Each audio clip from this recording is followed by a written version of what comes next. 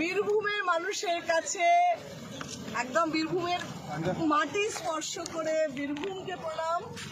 বীরভূমের প্রত্যেকটা ভোটারকে, যারা আমাদের সঙ্গে আছেন যারা নেই, তাদের প্রত্যেককে আমাকে 20 বছর থাকার সুযোগ দেওয়ার জন্য আমি কৃতজ্ঞতা জানাচ্ছি।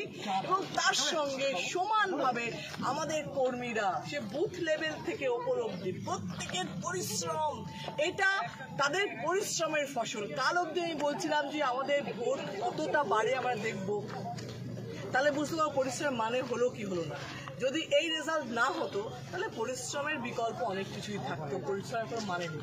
এই রেজাল্ট বলছে আমাদের প্রত্যেকটা কর্মীর ভালোবাসা, প্রত্যেকটা সমর্থকের ভালোবাসা, আবেগ যুক্ত হয়েছে বলে এই জয় আমাদের।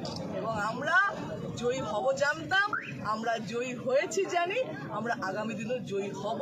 মমতা ব্যানার্জি এবং অভিষেক বন্দ্যোপাধ্যায়ের সঙ্গে আমরা আছি, আমরা থাকবো। জয় বাংলা।